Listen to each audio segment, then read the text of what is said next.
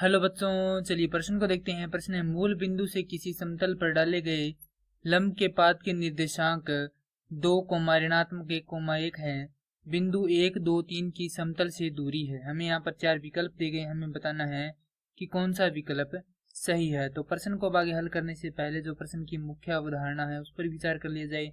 तो इस प्रश्न के लिए जो मुख्य अवधारणा है वह हो जाती है कि यदि हमें कोई बिंदु एक्स, वाई, जेड दिया हो तथा इससे समतल AX योग में BY योग में CZ योग में D बराबर 0 दिया गया हो तो इनके मध्य की दूरी D बराबर होती है मैग्नीट्यूड, या इसको बोल सकते हैं मापांक। AX योग में BY योग में CZ योग में D भाग में होता है वर्गमूल में A का वर्ग योग में B का वर्ग योग में C का वर्ग। अब हमें यहाँ पर क्या दिए गए हैं? हमें यहाँ पर लंब पाद के निर्देशांक दिए गए हैं और वो निर्देशांक है हमारे पास 2, ऋणात्मक 1, 1। तो मान लेते हैं कि माना O मूल बिंदु है, तो मूल बिंदु से समतल पर डाला गया लंब क्या मान लेते हैं हम? ON मान लेते हैं। समतल पर मान लेते हैं कोई अन्य बिंदु है, कोई बिंदु P है जिसके निर्देशांक क्या है? जिसके निर्देशांक मान लेते हैं L, M तथा N है। तो यहाँ से हम ON की तथा जो OP है, माफ कीजिए, जो NP है उसकी दिक्कोजय निकाल लेते हैं। तो यहाँ से हो जाएगा, हम सबसे पहले किसकी निकालेंगे? ON की, ON वेक्टर की या सदिश की दिक्कोजय। तो ये हो जाती है यहाँ पर 2 घटाव में 0, ऋणात्मक 1 घटाव में 0, 1 घटाव में 0। हल करेंगे तो हमारे पास आएगा 2, ऋणात्मक 1, 1। इसी प्रकार N P वेक्टर अर्थात कि सदिश की दिक्कोजय, तो यह हो जाती है L घटाव में 2, M योग में 1 क्योंकि यहाँ पर ऋणात्मक का चिन्ह है, N घटाव में 1 क्योंकि जो ON है वो लंब है किस पर? NP पर। तो यहाँ से हमारे पास जो ON है गुणा में NP है, इन दोनों का सदिश है, उनका गुणनफल कितना होगा? 0 होगा। तो यहाँ से निकाल लेंगे हम इसका मान। तो L घटाव में 2 गुणा में 2 घटाव में 1 गुणा में M योग में 1 योग में N घटाव में 1 गुणा में 1 बराबर है 0 के।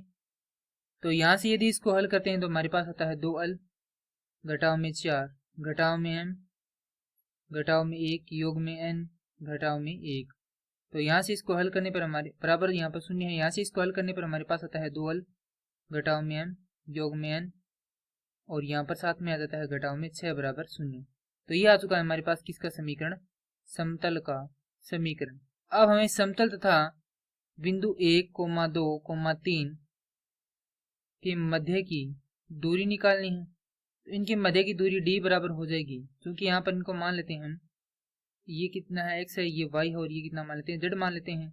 तो यहाँ से मान रखेंगे तो हमारे पास यहाँ पर आएगा, क्योंकि हमने देखा है कि D बराबर है हमारे पास AX, तो A यहाँ से किसके बराबर? 2 के बराबर है, तो 2 गुणा में X योग में BY, B का मान कितना है? ऋणात्मक 1 है, गुणा में Y योग में CZ, C का मान कितना है हमारे पास? 1 है, गुणा में Z योग में D का मान कितना है? ऋणात्मक 6 है, तो ऋणात्मक 6 भाग में है हमारे पास वर्गमूल में A का वर्ग, तो 2 का वर्ग कितना होगा? 4 योग में ऋणात्मक 1 का वर्ग योग में 1। अब इसको यदि हम हल करते हैं तो हमारे पास यहाँ पर आता है, अब मान रखेंगे तो 2 गुणा में x का मान है 1 योग में, यहाँ पर है ऋणात्मक चिन्ह क्योंकि यहाँ पर ऋणात्मक 1 है, गुणा में y का मान है 2, तो ये हो जाएगा 2 योग में। अब यहाँ पर हमारे पास z का मान है 3 घटाव में 6 संपूर्ण के भाग में है हमारे पास वर्गमूल में 4 योग में 1 योग में। तो यहाँ से D बराबर हल करने पर हमारे पास केवल ऊपर बचेगा ऋणात्मक 3 भाग में वर्गमूल का 6। तो D बराबर, अब चूंकि जो ऋणात्मक 3 है उसको यदि हम यहाँ से ये मापांक को हटाएंगे तो हमारे पास कितना बचेगा, केवल 3/वर्गमूल 6 बचेगा, जो कि किसका होगा, धनात्मक का होगा। तो d बराबर जो धनात्मक 3 है इसको हम लिख सकते हैं वर्गमूल का 9 भाग में वर्गमूल का 6। तो d बराबर हो जाएगा वर्गमूल में 9/6, और इसे यदि हम हल करते हैं तो हमारे पास होता है 3/2 किसमें, वर्गमूल में। और यही क्या है, उन दोनों बिंदुओं के मध्य की दूरी है। और यह उत्तर दिए गए विकल्पों में हम देखें तो विकल्प बी से मिलान करता है, तो प्रश्न के लिए सूत्रों का विकल्प बी। मैं आशा करता हूं कि यह प्रश्न आपको समझ में आया होगा। धन्यवाद।